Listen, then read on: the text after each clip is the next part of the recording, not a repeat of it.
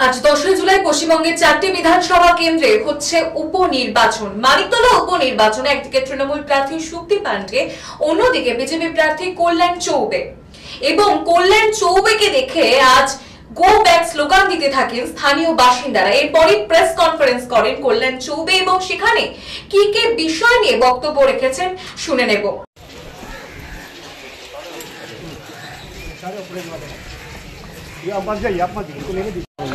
বেলেঘাটা বিধানসভা 36 নম্বর ওয়ার্ডের বেলেঘাটা বিধানসভা 36 নম্বর ওয়ার্ডের কাউন্সিলর নিজে বাইকে করে 100-র বেশি লোককে নিয়ে এখানে 9টা বুথ লুট করলো।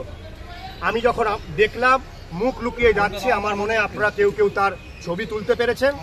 আপনাদেরকে অনুরোধ করব এই ছবি দেখান।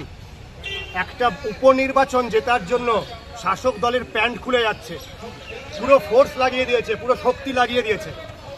যে মানুষের ভোটের ওপর বিশ্বাস নেই, যে মানুষ ভোট দেবে, আর বড় বড় কথা।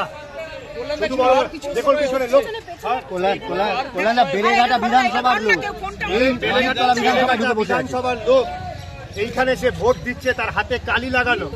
তাকে যখন আমি চ্যালেঞ্জ করছি সেখান থেকে পালিয়ে যাচ্ছে বাইকে করে।